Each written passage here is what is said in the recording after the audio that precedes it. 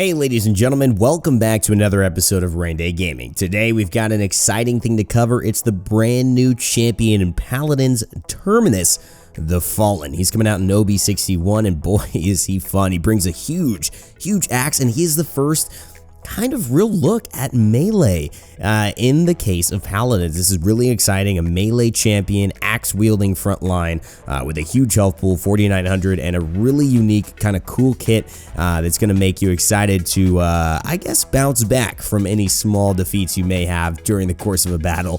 Some crazy stuff he could do.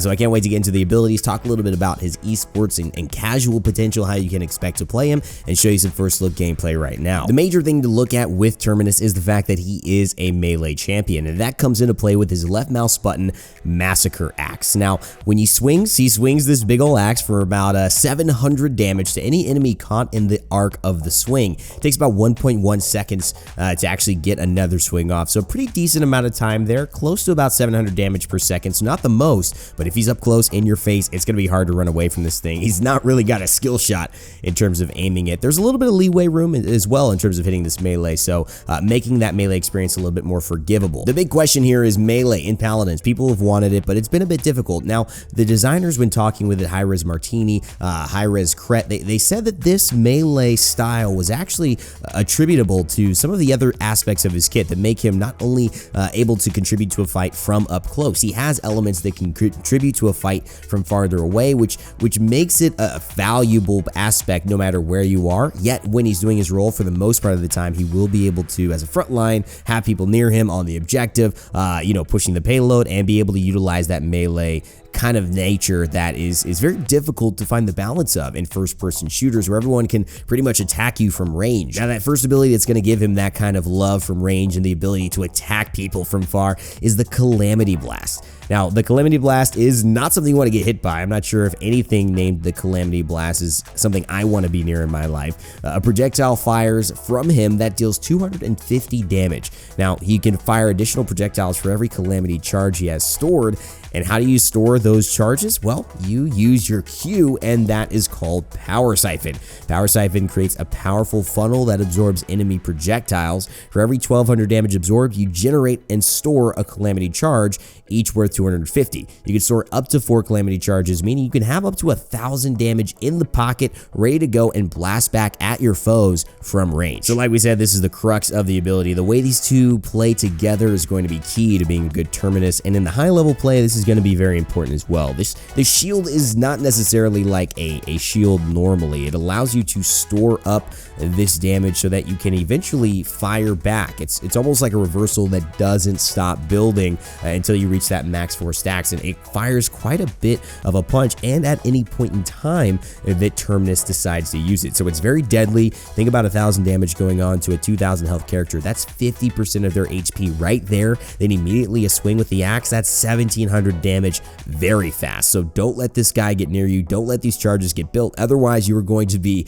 in a world of pain. I have played with Calamity Blast. It does take a little bit of skill being able to fire this, so it's going to take some time. This will be a skill cap, essentially a skill measure for Terminus players, but it's going to be, I think, a very rewarding experience to land those 2, 3, or 4 multiple Calamity charges onto a target after you've stored up all that damage from a fight, helped protected your team, and then finished off that damage dealer, sometimes in the back line. Now, here's where things get serious. Terminus, when he's not near you, has the ability to get near you with Shatter Fall. He leaps into the air and brings down his axe in a vicious smash, dealing 500 damage and slowing enemies in front of you by 60% for 2 seconds. Wow, that's actually kind of a lot, especially now that he's gotten into melee range and already done 500 damage. You add up those charges, you add up a 1 swing, this guy could delete you before you know what happened, looking posterized like Shaq just dunked on you. And at the end of the day, like I said, the slow is pretty potent.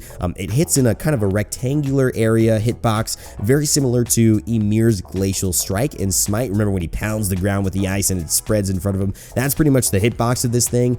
So we can hit multiple people. It could be very good good damage onto a team, up to 2,500 if you hit all 5 enemies, and that slow is very potent.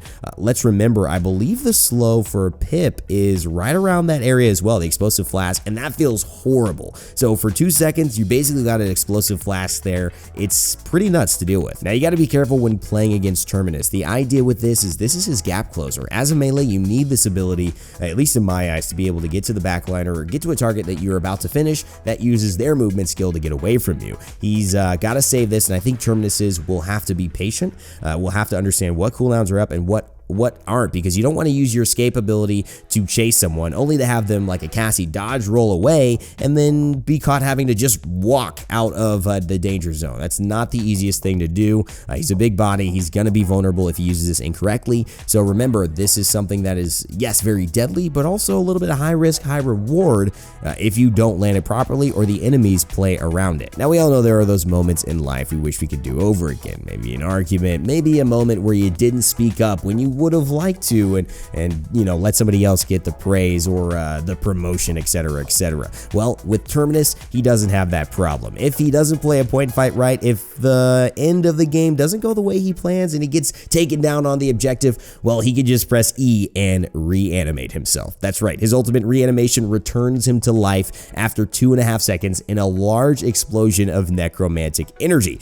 It deals 4,000 damage to affected enemies, and boy, oh boy, that stings. Now, there are a lot of shooters with revives and things that allow you to get your teammates back up or you to get back up yourself if things go wrong, but in Paladins, this is the first. So it's a bit unprecedented, and especially on a front line, it feels like this could be extremely potent, not only in casual games, but especially in esports. I mean, the ability to just say, nope, I'm not dead, and actually blow everybody up for like 4,000 damage is pretty nuts, and a smart player is going to use that in a very, very damaging way if you're on the enemy team. I expect Terminus with this ult to get several triple, quadra, maybe even pentakills when things go right. And so if you're somebody who still hasn't gotten a few of those triple, quadra kill bonuses or Steam achievements, you might want to go ahead and main this guy. There's a lot of hype around it. I'm sure we will see more gameplay in the future. I'll be covering that in my channel, so stay tuned. Leave a like and subscribe if you guys want to see that in the upcoming future. But we still got a few more things to talk about before this video is over. That's right, his legendaries add a whole new mix into the game and make him even more potent as a frontline champion. His first legendary, Undying, allows him, when he drops below 50%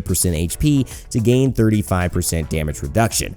Wow, that's like Haven 5? I don't know. It's a lot of damage reduction, guys. Pretty ridiculous stuff, and for a guy who already has 4,900 health, with the ability to build Haven on top of that, and the ability to also have some cards that grant him damage reduction, I have a feeling this is going to be a pretty, maybe standard safe pick as far as legendaries go at a high level. His second legendary, Decimation, allows his Calamity Blast shots to deal an extra 100 damage, moving him from 250 to 350. This not only increases the total, but that individual blast is going to be much more potent when you do land it onto a target, and over the course of a game, this is going to stack up your damage quite a bit.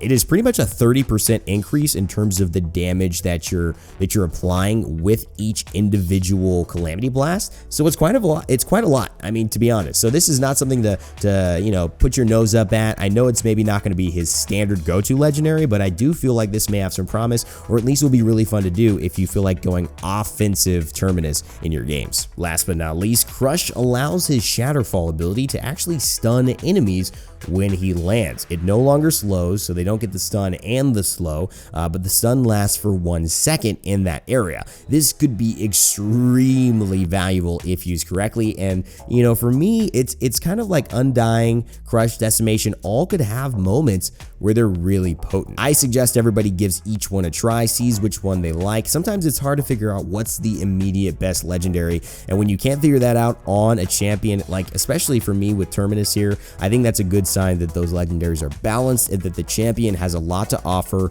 throughout his skills. Another interesting thing to note is that Terminus is actually going to be very fond of the utility tree because of the fact that, one, he has no movement real ability to, besides the jump, close distance quickly, and that means he's relatively sitting duck sometimes when he doesn't have that jump available. available. It's a high cooldown. There are no cards to actually reduce the cooldown of that, which means that the only way to go for it is to reduce it through Chronos. However, if you want to increase your movement speed, and that's pretty standard for a melee champion, you're going to want to go Nimble.